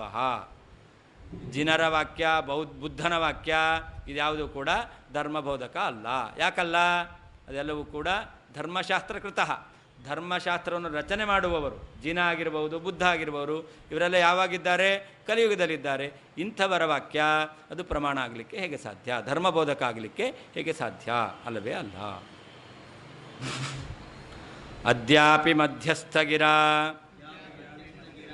ಪೂರ್ವಶಾಸನತೋಪಿ ವಾ ನೃಣಾಂ ಕಲಹ ಶಾಂತಿ ಸ್ಯಾತ್ ತಾದೃಗ್ವೇದಸ್ತು ಕಸ್ಯನ. ವೇದಕ್ಕೆ ಪ್ರಾಮಾಣ್ಯ ಒಪ್ಪಬೇಕು. ಯಾಕೆ ಅಂತಂದರೆ, ಎಲ್ಲಿ ವಿವಾದ ಇದೆಯೋ ಆ ವಿವಾದವನ್ನು ಪರಿಹಾರ ಮಾಡ್ತಕ್ಕಂತಹ ಶಕ್ತಿ ವೇದಕ್ಕಿದೆ. ಅದರಿಂದ ವಾದ ನಡೀತಾ ಇದ್ದಾಗ ಇಬ್ಬರಿಗೂ ಜಗಳ ಬಂತು. ಆವಾಗ ಏನು ಮಾಡಬೇಕು? ಮಧ್ಯಸ್ಥನ ವಾಕ್ಯವನ್ನು ಪ್ರಮಾಣವನ್ನಾಗಿ ಸ್ವೀಕಾರ ಮಾಡಿ ಆವಾಗ ಇಬ್ಬರು ತೀರ್ಮಾನಕ್ಕೆ ಬರ್ತಾರೆ. ಹಾಗಾದರೆ ಎಲ್ಲಿಯಾದರೂ ವಿವಾದ ಎಂಬತಕ್ಕಂಥದ್ದಿದೆ ಅಂತಂದರೆ, ವಿವಾದವನ್ನು ಯಾರು ಪರಿಹಾರ ಮಾಡ್ತಾರೋ ಅಂಥವರ ವಾಕ್ಯಕ್ಕೆ ಮಹತ್ವ ಎಂಬತಕ್ಕಂಥದ್ದಿದೆ. ಮನೆಯಲ್ಲಿ ಮಕ್ಕಳು ಜಗಳಾಡ್ತಾ ಇರ್ತಾರೆ. 3 ಚಾಕ್ಲೇಟ್ ಇದೆ, 2 ನನಗೆ 1 ನನಗೆ 1 ನಿಂಗೆ ಅಂತಿರ್ತಾರೆ. ಅವಾಗೇನು ಮಾಡಬೇಕು? ಅವರಿಗೆ ತುಂಡು ಮಾಡಿ ಇಬ್ಬರು ಒಂದೇವರೇ ಮಾಡ್ಕೊಳ್ಳೋಣ ಅಂತ ಗೊತ್ತಿಲ್ಲ. ಅವಾಗೇನು ಮಾಡಬೇಕು ಅಂತಂದರೆ, ಒಂದೋ ಚಾಕ್ಲೇಟನ್ನು ತುಂಡು ಮಾಡಿ ಇಬ್ಬರಿಗೂ ಒಂದೂವರೆ ಅಂತ ಕೊಡಬೇಕು. ಈ ಚಾಕ್ಲೇಟ್ ತುಂಡು ಮಾಡೋಂಥ ಕೆಲಸ ಮಾಡಬಾರ್ದು. ಅಂದರೆ ವೇದವನ್ನೇ ತುಂಡು ಮಾಡೋದು ಅಂತ ಆಗೋಯ್ತು. ಹಾಗಾದರೆ ಈಗ 3 ಚಾಕ್ಲೇಟ್ ಇದ್ದಾಗ ಅದಕ್ಕೆ ಇಬ್ಬರಿಗೂ ಕೂಡ ಒಂದೂವರೆ ಅಂತ ಮಾಡ್ತೇವೆ ಅಂತಂದರೆ ಅದು ಸರಿಯಲ್ಲ. ಮತ್ತೇನು ಮಾಡಬೇಕು? ಒಂದನ್ನು ನಂಗಿರಲಿ ಅಂತ ಇಟ್ಕೊಂಡು ಇನ್ನೆರಡನ್ನು ನಿಂಗೊಂದು ಅಂತ ಹೇಳಬೇಕು. ಆವಾಗ ಈ ಚಾಕ್ಲೇಟನ್ನು ತುಂಡು ಮಾಡಲಿಲ್ಲ, ಮತ್ತು ಅವರಿಗೂ ಕೂಡ ಸಮಾಧಾನ ಆಯಿತು. ಆವಾಗ ಈ ವಾಕ್ಯವನ್ನು ಇಬ್ಬರು ಒಪ್ತಾರೋ ಇಲ್ವೋ? ಸರಿ, ನಿಂಗೂ ಒಂದಾಯಿತು, ನನಗೂ ಒಂದಾಯಿತು, ಅವರಿಗೂ ಒಂದಾಯಿತು ಅಂತ ಈ ರೀತಿಯಲ್ಲಿ ಸಮಾಧಾನ ಮಾಡಿದ್ರೆ ಯಾವ ವಾಕ್ಯಕ್ಕೂ ಅಪ್ರಾಮಾಣ್ಯವನ್ನು ಹೇಳಿಲ್ಲ. ಎಲ್ಲ ವಾಕ್ಯವನ್ನು ಕೂಡ ಪ್ರಮಾಣ, ಎಲ್ಲ ಚಾಕ್ಲೇಟನ್ನು ಕೂಡ ಇಡಿಯಾಗೇ ಇಟ್ಕೊಂಡಿದ್ದು, ಯಾವುದನ್ನು ತುಂಡು ಮಾಡಲಿಲ್ಲ. ಹೇಗೋ ಹಾಗೆ ವೇದವಾಕ್ಯಗಳಿಗೆ ಅಪ್ರಾಮಾಣ್ಯ ಬಾರದ ಹಾಗೆ ಎಲ್ಲ ವೇದಗಳನ್ನು, ವೇದವಾಕ್ಯ ಎಂಬತಕ್ಕಂಥದ್ದು ಇತರ ಮತಗಳ ಈ ವಾದವನ್ನು ಅದು ಪರಿಹಾರ ಮಾಡ್ತಾ ಇದೆ. ಆದ್ದರಿಂದ ವಾದ ಬಂದಾಗ ಆ ವಾದವನ್ನು ನಿಲ್ಲಿಸ್ತಕ್ಕಂಥದ್ದು, ಪರಿಹಾರ ಮಾಡ್ತಕ್ಕಂಥ ವಾಕ್ಯ ಅಂತಂದರೆ ಅದು ವೇದವಾಕ್ಯ. ಅದರಿಂದ ಅದಕ್ಕೆ ಪ್ರಾಮಾಣ್ಯವನ್ನು ಒಪ್ಪಬೇಕು. ಹೇಗೆ ವಿವಾದ ಬಂದಾಗ ಮಧ್ಯಸ್ಥನ ವಾಕ್ಯವನ್ನು ಇಟ್ಟುಕೊಂಡು ವಿವಾದ ಎಂಬತಕ್ಕಂಥದ್ದು ಶಮನ ಆಗುತ್ತೋ, ಹಾಗೆ ವೇದವೂ ಕೂಡ ವಿವಾದವನ್ನು ಶಮನ ಮಾಡ್ತಾ ಇದೆ. ಅದರಿಂದ ಅದಕ್ಕೆ ಪ್ರಾಮಾಣ್ಯವನ್ನು ಒಪ್ಪಬೇಕು ಅಂತ. ಅಥವಾ ಪೂರ್ವಾನುಶಾಸನ ಅಂತ ಈ ವೇದ ಇದೆಯಲ್ಲ, ಅದು ಅನುಶಾಸನ ರೂಪವಾದದ್ದು. ಹೀಗೆ ಇರಬೇಕು ಎಂಬತಕ್ಕಂಥದ್ದನ್ನು ತಿಳಿಸ್ತಾ ಇದೆ. ಅಂದರೆ ಯಾವತ್ತೇ ನಾವು ಬಂದರೂ ಕೂಡ ಸಂವಿಧಾನಕ್ಕೆ ಅದು ಯಾವತ್ತೋ ಅದು ರಚಿತವಾಗಿರ್ಬೋದು. ಸಂವಿಧಾನ ಅದು ರೂಪುಗೊಂಡದ್ದು ಇವತ್ತಲ್ಲ, ಯಾವತ್ತೋ ರೂಪುಗೊಂಡಿರ್ಬೋದು. ಆದರೆ ಮುಂದೆ ಬರ್ತಕ್ಕಂಥ ಪ್ರಜೆಗಳೆಲ್ಲ ಆ ಸಂವಿಧಾನಕ್ಕೆ ಮಾನ್ಯತೆಯನ್ನು ಕೊಡಲೇಬೇಕು. ಹಾಗೆ ವೇದ ಇದೆಯಲ್ಲ, ಇದು ಅನಾದಿ ಕಾಲದಿಂದ ಇರತಕ್ಕಂಥದ್ದು. ಅಂದರೆ ಈಗ ಬಂದಿರತಕ್ಕಂಥ ಮತಾಚಾರ್ಯರು ತಮ್ಮದೇನೋ ಒಂದು ಮತ ಇದೆ ಅಂತ ಅದನ್ನು ಪ್ರಚಾರ ಮಾಡಿದ್ದಾರೆ ಅಂತಂದರೆ, ಅನಾದಿ ಕಾಲದಿಂದ ಬಂದಿರತಕ್ಕಂತಹ ಸಂವಿಧಾನದಂತೆ ಇರತಕ್ಕಂಥದ್ದು ವೇದವಾಕ್ಯ, ಅದಕ್ಕೆ ಮಹತ್ವವನ್ನು ಕೊಡಲೇಬೇಕು. ನಾವಿವತ್ತು ಬಂದಿದ್ದೇವೆ, ಸಂವಿಧಾನ ರಚನೆ ಮಾಡಿದಾಗ ನಾವು ಇರಲಿಲ್ಲ, ಆದ್ದರಿಂದ ನಾವು ಫಾಲೋ ಮಾಡಲ್ಲ ಹೇಳಲಿಕ್ಕಾಗತ್ತಾ?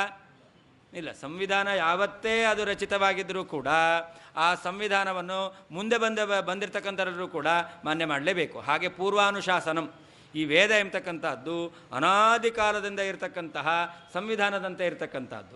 ಈ ಆ ಮತಾಚಾರ್ಯರೆಲ್ಲ ಇದ್ದಾರಲ್ಲ, ಅವರು ಮುಂದೆ ಬಂದಿರತಕ್ಕಂತಹ ಪ್ರಜೆಗಳಂತೆ ಇರತಕ್ಕಂಥವ್ರು. ಅಂದರೆ ಮುಂದೆ ಬಂದಂತಹ ಈ ಎಲ್ಲ ಪ್ರಜೆಗಳ ಸ್ಥಾನದಲ್ಲಿರ್ತಕ್ಕಂಥ ಮತಾಚಾರ್ಯರು ಪೂರ್ವಾನುಶಾಸನ ಸಂವಿಧಾನದಂತೆ ಇರತಕ್ಕಂತಹ ವೇದಕ್ಕೆ ಪ್ರಾಮಾಣ್ಯವನ್ನು ಒಪ್ಪಲೇಬೇಕು. ಹಾಗಾದರೆ ವೇದ ಅದು ಎಲ್ಲ ಕಾಲದಲ್ಲಿಯೂ ಕೂಡ ಆ ಸಂವಿಧಾನ ಯಾವ ರೀತಿಯಲ್ಲಿ ಈ ವಿವಾದವನ್ನು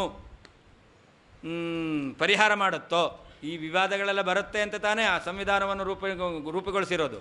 ಹಾಗೆ ಈ ವೇದವು ಕೂಡ ಮುಂದೆ ಈ ಮತಾಚಾರ್ಯರ ವಾಕ್ಯಗಳಲ್ಲಿ ವಿವಾದ ಎಂಬತಕ್ಕಂಥದ್ದು ಬರುತ್ತೆ ಎಂಬುದಾಗಿ ಆ ವಿವಾದ ಪರಿಹಾರ ರೂಪದಲ್ಲಿ ವೇದ ಎಂಬತಕ್ಕಂಥದ್ದಿದೆ. ಆದ್ದರಿಂದ ವೇದಕ್ಕೆ ಪ್ರಾಮಾಣ್ಯವನ್ನು ಒಪ್ಪಲೇಬೇಕು. ಹಾಂ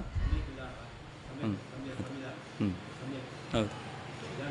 ಸಮ್ಯಕ್ ಅಂದರೆ ಸದಾ, ಎರಡು, ಎಲ್ಲ ಕಾಲದಲ್ಲಿಯೂ ಎಲ್ಲ ಒಳ್ಳೆಯ ರೀತಿಯಲ್ಲಿ, ಹಾಂ ಹೌದು, ಚೆನ್ನಾಗಿ ಸಾರ್ವಕಾಲಿಕವಾಗಿ. ಅದಕ್ಕೆ ಹೇಳಿದ್ದು ವೇದ ಒಪ್ಪದೇ ಇದ್ದವರಿಗೂ ವಿವಾದ ಬಂತು ಅಂತಂದರೆ ಈಗ ಧರ್ಮ ಇದೆಯೋ ಇಲ್ಲೋ. ಧರ್ಮ ಇಲ್ಲ ಅಂತಾರೆ. ಯಾರಿಲ್ಲ ಅಂತಾರೆ? ಚಾರ್ವಾಕರು. ವೇದವನ್ನು ಒಪ್ಪದೇ ಇರತಕ್ಕಂತಹ ಚಾರ್ವಾಕರು ಧರ್ಮ ಇಲ್ಲ ಅಂತಾರೆ. ಅದಕ್ಕೆ ನಾವೇನು ಮಾಡ್ತೇವೆ?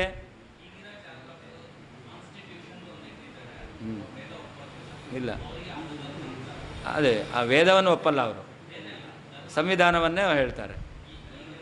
ಹೌದು.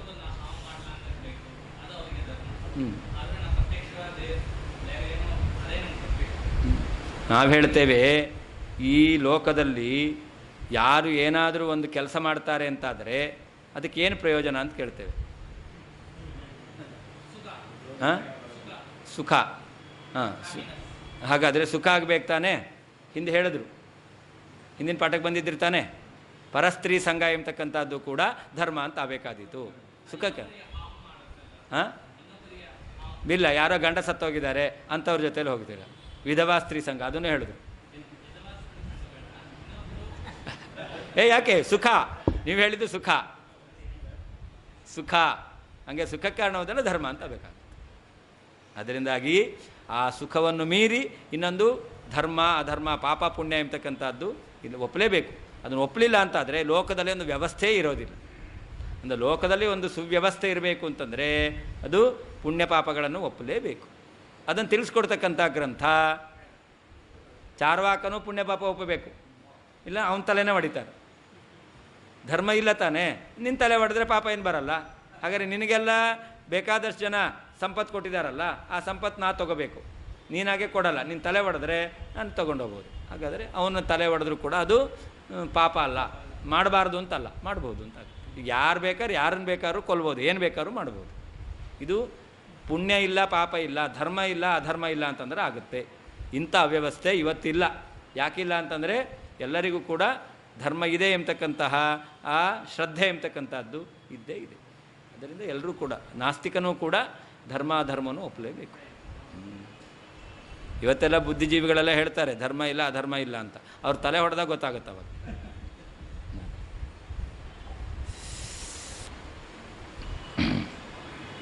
ಅದ್ಯಾಪಿ ಇವತ್ತೂ ಕೂಡ ಮಧ್ಯಸ್ಥಗಿರ, ಎರಡು ಪಕ್ಷಗಳಲ್ಲಿ ವಿವಾದ ಬಂದಾಗ ಪಕ್ಷೇತರ, ಯಾವ ಪಕ್ಷದಲ್ಲೂ ಇಲ್ಲದೇ ಇರತಕ್ಕಂತಹ ಮಧ್ಯಸ್ಥನ ಮಾತಿನಿಂದ ಅಥವಾ ಪೂರ್ವಾನುಶಾಸನತಃ ಹಿಂದಿನ ಶಾಸನದಿಂದಲೇ ನೃಣಾಂ ಮನುಷ್ಯರ ಅಂದರೆ ಪ್ರಜೆಗಳ ಕಲಹ ಶಾಂತಿ ವಿವಾದದ ಪರಿಹಾರವು ಸ್ಯಾತ್ ಆಗ್ತಾ ಇದೆ.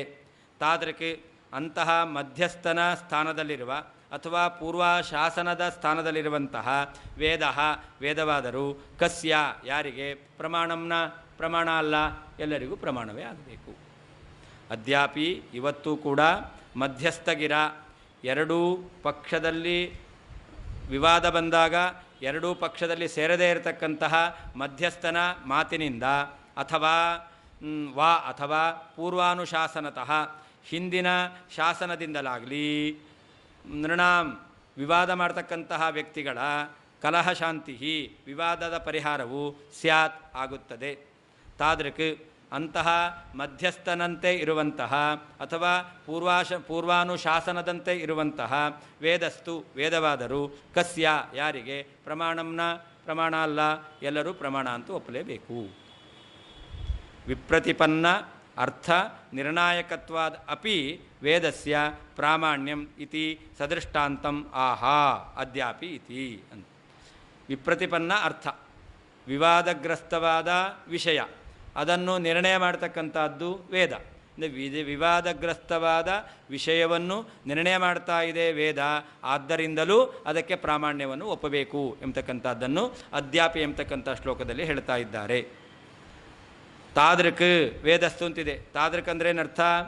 ಮಧ್ಯಸ್ಥಗೀರೂಪ ಅಥವಾ ಪೂರ್ವ ಶಾಸನ ರೂಪಶ್ಚ ಅಂತರ್ಥ. ವೇದ ಇದೆಯಲ್ಲ ತಾದೃಕ್, ಅದರಂತೆ.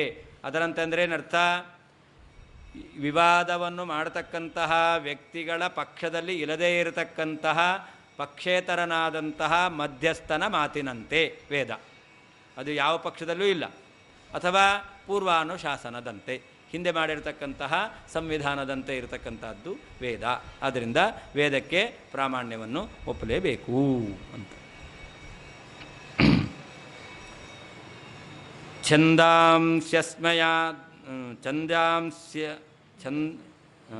ಛಂದಸ್ಯಯಸ್ಮಯಾದೀನಿ ಇತ್ಯಾದ್ಯೈ ಶಬ್ದಾನುಶಾಸ್ತಿಕೃತ್ ಅಮಾನಯದ್ಧಿ ಯನ್ಮಾರ್ಗಂ ಮಾನಂ ಕಸ್ಯ ನ ಸಾ ಶ್ರುತಿ. ವೇದ ಅದು ವಿವಾದಕ್ಕೆ ಆಸ್ಪದವಾಗಿರ್ತಕ್ಕಂಥದ್ದು. ಆದರೆ ಯಾರು ವಾಕ್ಯಗಳಿಗೆ ಏನರ್ಥ, ಶಬ್ದಗಳಿಗೆ ಏನರ್ಥ ಎಂಬುದಾಗಿ ತೀರ್ಮಾನ ಮಾಡ್ತಾರೋ, ಯಾರು ವ್ಯಾಕರಣಶಾಸ್ತ್ರವನ್ನು ರಚನೆ ಮಾಡಿರ್ತಕ್ಕಂಥವ್ರು, ಪಾಣಿನಿ ಮೊದಲಾಗಿರ್ತಕ್ಕಂಥವರು, ಅವರು ಕೂಡ ವೇದಗಳನ್ನು ಅವರು ಪ್ರಮಾಣ ಅಂತ ಒಪ್ಪಿದ್ದಾರೆ. ಯಾರು ಶಬ್ದಗಳ ಅರ್ಥ ಏನು ಅಂತ ತೀರ್ಮಾನ ಮಾಡ್ತಕ್ಕಂಥ ಶಾಸ್ತ್ರವನ್ನು ರಚನೆ ಮಾಡಿರ್ತಕ್ಕಂತಹ ಪಾಣಿನಿ ಮೊದಲಾಗಿರ್ತಕ್ಕಂಥವರಿದ್ದಾರೋ ಅವರು ಕೂಡ ತಮ್ಮ ವ್ಯಾಕರಣದ ನಿಯಮಗಳಿಗೆ ಹೊಂದಿಕೆ ಆಗುವ ಹಾಗೆ ಈ ವೇದಗಳ ವಾಕ್ಯ ಪ್ರಯೋಗವನ್ನು ಸ್ವೀಕಾರ ಮಾಡಿದ್ದಾರೆ. ಯಾವುದು? ಅಯಸ್ಮಯಾದೀನಿ ಛಂದಸಿ ಅಯಸ್ಮಯಾದೀನಿ ಅಂತ. ಅಯಸ್ಮಯಾದೀನಿ ಛಂದಸಿ ಎಂಬತಕ್ಕಂತಹ ಅದು ವ್ಯಾಕರಣ ಸೂತ್ರ. ಈ ಅಯಸ್ಮಯ ಎಂಬತಕ್ಕಂಥದ್ದು ಇದೆಯಲ್ಲ, ಇದು ವೇದದಲ್ಲಿರ್ತಕ್ಕಂಥದ್ದು. ಅಂದರೆ ವೇದದಲ್ಲಿರ್ತಕ್ಕಂತಹ ಈ ನಿಯಮಗಳನ್ನು, ಶಬ್ದಗಳನ್ನು ಯಾವ ರೀತಿಯಲ್ಲಿ ಅರ್ಥ ಮಾಡಿಕೊಳ್ಳಬೇಕು, ಶಬ್ದಗಳಿಗೆ ಏನರ್ಥ ಎಂಬತಕ್ಕಂತಹ ಶಾಸ್ತ್ರವನ್ನು ರಚನೆ ಮಾಡಿರ್ತಕ್ಕಂಥವರು ಕೂಡ ಅದನ್ನು ಒಪ್ಪಿಕೊಂಡಿದ್ದಾರೆ. ಹಾಗಿರಬೇಕಾದರೆ ಈ ರೀತಿಯಲ್ಲಿ ಶಬ್ದಗಳ ಅರ್ಥ ಏನು ಎಂಬತಕ್ಕಂತಹ ಶಾಸ್ತ್ರವನ್ನು ರಚನೆ ಮಾಡತಕ್ಕಂಥವರೂ ಕೂಡ ವೇದವನ್ನು ಪ್ರಮಾಣ ಅಂತ ಒಪ್ಪಿರೋದ್ರಿಂದ ವೇದಕ್ಕೆ ಪ್ರಾಮಾಣ್ಯವನ್ನು ಸ್ವೀಕಾರ ಮಾಡಬೇಕು ಅಂತ ಹೇಳ್ತಾ ಇದ್ದಾರೆ. ವ್ಯಾಕರಣಶಾಸ್ತ್ರ ಅದು ಶಬ್ದಶಾಸ್ತ್ರ ಅಂತ ಹೆಸರು. ಅದಕ್ಕೆ ಈ ಶಬ್ದವನ್ನು ಯಾವ ರೀತಿಯಲ್ಲಿ ನಾವು ನಿಷ್ಪತ್ತಿ ಮಾಡಬೇಕು. ರಾಮ ಎಂಬತಕ್ಕಂಥ ಶಬ್ದ ಇದೆ. ಈ ರಾಮ ಎಂಬತಕ್ಕಂಥ ಶಬ್ದ ಹೇಗೆ ನಿಷ್ಪನ್ನವಾಯಿತು? ರಮಂತೆ ಯೋಗಿನಃ ಅಸ್ಮಿನ್ ಇತಿ ಅಂತ ರಮುಧಾತುವಿಗೆ ಪ್ರತ್ಯಯ ಬಂತು, ಅದು ರಾಮ ಅಂತಾಯಿತು ಅಂತ ನಾವು ಹೇಳ್ತೇವೆ. ಹೀಗೆ ಈ ಶಬ್ದದ ನಿಷ್ಪತ್ತಿ ಅಷ್ಟೇ ಅಲ್ಲ, ಆ ಶಬ್ದಕ್ಕೆ ಏನು ಅರ್ಥ ಇದೆಲ್ಲವನ್ನೂ ತಿಳಿಸ್ಕೊಡ್ತಕ್ಕಂಥ ಶಾಸ್ತ್ರ ಅದು ವ್ಯಾಕರಣಶಾಸ್ತ್ರ. ಇಂತಹ ಶಾಸ್ತ್ರವನ್ನು ಯಾರು ರಚನೆ ಮಾಡಿದ್ದಾರೋ ಅವರು ಕೂಡ ವೇದಕ್ಕೆ ಪುರಸ್ಕಾರವನ್ನು ಕೊಟ್ಟಿದ್ದಾರೆ, ವೇದವನ್ನು ಮಾನ್ಯ ಮಾಡಿದ್ದಾರೆ. ಆದ್ದರಿಂದ ವೇದಕ್ಕೆ ಪ್ರಾಮಾಣ್ಯವನ್ನು ಒಪ್ಪಬೇಕು ಅಂತ ಹೇಳ್ತಾ ಇದ್ದಾರೆ. ಶಬ್ದಾನುಶಾಸ್ತಿಕೃತ್, ಶಬ್ದ ಅನುಶಾಸ್ತಿಕೃತ್, ಶಬ್ದಶಾಸ್ತ್ರವನ್ನು ರಚನೆ ಮಾಡಿರ್ತಕ್ಕಂತಹ ಪಾಣಿನಿ ಮೊದಲಾಗಿರ್ತಕ್ಕಂಥವರು ಅಯಸ್ಮಯಾದೀನಿ ಛಂದಾಂಸಿ, ಅಯಸ್ಮಯಾದೀನಿ ಛಂದಾಂಸಿ ಎಂಬತಕ್ಕಂತಹ ಇದು ಒಂದು ಸೂತ್ರ.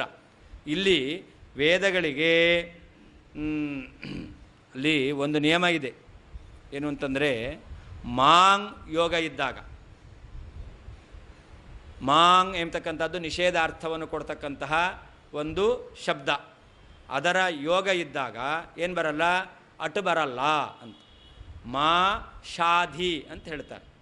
ಅದು ಅಶಾಧಿ ಅಂತಿರೋದು, ಅಶಾಧಿ ಅಂತಿರೋದು ಧಾತು. ಅಂದರೆ ನನಗೆ ಶಾಸನೆ ಮಾಡು ಅಂತ ಅರ್ಥ. ಶಾಧಿ ಅಂತಂದರೆ, ಅಶಾಧಿ ಅಂತಂದರೆ ಶಾಸನೆ ಮಾಡು ಅಂತಲೇ ಅರ್ಥ. ಶಾಸನೆ ಮಾಡಬೇಡ ಅಂತ ಅರ್ಥ ಅಲ್ಲ ಅದು. ಆ ಲುಂಗ್ ಲಕಾರದಲ್ಲಿ ಶಾಸೋ ಅನುಶಿಷ್ಟೋ ಎಂಬತಕ್ಕಂಥ ಧಾತುವಿನ ರೂಪ ಅಶಾಧಿ ಅಂತ ಆಗುತ್ತೆ. ಅದೇ ವೇದದಲ್ಲಿ ಆಗಬೇಕಾದ್ರೆ ಏನಾಗುತ್ತೆ? ಅದು ಅಶಾಧಿ ಅಂತಲೇ ಇರುತ್ತೆ. ಅದು ಯಾಕೆ ಅಂತಂದರೆ, ಪಾಣಿನಿಯ ಒಂದು ಸೂತ್ರ ಇದೆ. ಏನಂತ? ನಮಾಂಗ್ ಯೋಗೆ. ಮಾಂಗ್ ಎಂಬತಕ್ಕಂತಹ ಶಬ್ದದ ಯೋಗ ಇದ್ದಾಗ ಅಟು ಎಂಬತಕ್ಕಂಥದ್ದು ಬರಲ್ಲ. ಶಾಸು ಧಾತುವಿಗೆ ಅಟು ಎಂಬತಕ್ಕಂಥ ಅಕಾರ ಒಂದು ಹೇಳ್ತಕ್ಕಂಥ ಒಂದು ಸೂತ್ರ. ಆ ಸೂತ್ರ ಪ್ರಕಾರ ಅಕಾರ ಬರುತ್ತೆ. ಅಕಾರ ಬಂದರೆ ಅಶಾಧಿ ಅಂತ ಆಗುತ್ತೆ. ಅದೇ ಮಾಂಗ್ನ ಯೋಗ ಇದ್ದಾಗ ಅಕಾರ ಬರಲ್ಲ ಅಂತ ಹೇಳಿದ್ದಾರೆ. ಅಂದು ಅದೇನಾಗುತ್ತೆ, ಮಾ ಶಾಧಿ ಅಂತ ಪ್ರಯೋಗ ಮಾಡ್ತಾರೆ. ಅದೇ ವೇದದಲ್ಲಿ ಆಗಬೇಕಾದ್ರೆ ಈ ನಿಯಮ ಇಲ್ಲ. ಅವರೇ ಹೇಳ್ತಾರೆ ಲೌಕಿಕವಾದಂತಹ ವ್ಯಾಕರಣದಲ್ಲಿ ಈ ನಿಯಮ ಎಂಬತಕ್ಕಂಥದ್ದಿದೆ, ಆದರೆ ವೇದದಲ್ಲಿ ಈ ನಿಯಮ ಇಲ್ಲ. ಅಂದರೆ ವೇದದಲ್ಲಿ ಮಾ ಅಶಾಧಿ ಹೇಳ್ಬೋದು. ಲೌಕಿಕ ವಾಕ್ಯದಲ್ಲಿ ಆಗಬೇಕಾದ್ರೆ ಮಾ ಅಶಾಧಿ ಅಂತ ಹೇಳಬಾರ್ದು, ಮಾ ಶಾಧಿ ಅಂತಲೇ ಹೇಳಬೇಕು. ವೇದದಲ್ಲಿ ಆಗಬೇಕಾದ್ರೆ ಮಾ ಅಶಾಧಿ ಅಂತ ಹೇಳ್ಬೋದು. ಅಂತ ಅರ್ಥ ಒಂದೇ ಆದರೂ ಕೂಡ ಲೋಕದಲ್ಲಿ ಒಂದು ನಿಯಮ, ವೇದದಲ್ಲಿ ಒಂದು ನಿಯಮ. ಹಾಗಾದರೆ ನಾವು ಹೇಳ್ತಕ್ಕಂಥ ನಿಯಮಗಳೆಲ್ಲ ಲೋಕದಲ್ಲಿ ಸಂಬಂಧ ಪಡುತ್ತೆ ವಿನಃ ವೇದಕ್ಕೆ ಸಂಬಂಧಪಡಲ್ಲ ಅಂತ ವೇದವನ್ನು ಮಾನ್ಯ ಮಾಡಿದ್ದಾರೆ. ಹೀಗೆ ಶಬ್ದಶಾಸ್ತ್ರವನ್ನು ರಚನೆ ಮಾಡಿರ್ತಕ್ಕಂಥವರೇ ವೇದಕ್ಕೆ ಒಂದು ಮಹತ್ವವನ್ನು ಕೊಟ್ಟಿರೋದ್ರಿಂದ ಎಲ್ಲರೂ ಕೂಡ ವೇದಕ್ಕೆ ಪ್ರಾಮಾಣ್ಯವನ್ನು ಕೊಡಬೇಕು. ಅಂದರೆ ಅಯಸ್ಮಯಾದೀನಿ ಛಂದಾಂಸಿ ಎಂಬತಕ್ಕಂಥದ್ದು ಮಾ ಅಶಾದಿ ಅಂತ ವೇದ ಹೇಳ್ಬೋದು. ವೇದದಲ್ಲಿ ಹೇಳ್ಬೋದು. ಲೋಕದಲ್ಲಿ ಮಾ ಅಶಾದಿ ಅಂತ ಹೇಳಬಾರ್ದು, ಮಾ ಶಾದಿ ಅಂತಲೇ ಹೇಳಬೇಕು. ಅಕಾರವನ್ನು ಹೇಳಬಾರ್ದು. ಅರ್ಥ ಒಂದೇ.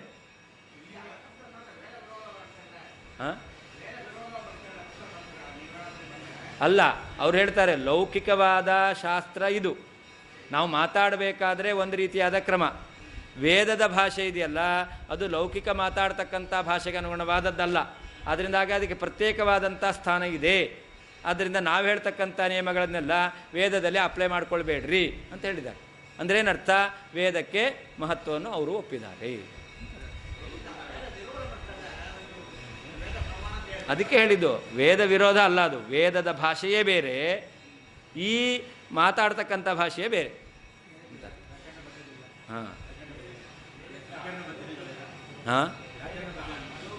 ಹೌದು, ವೇದ ಅಲೌಕಿಕ.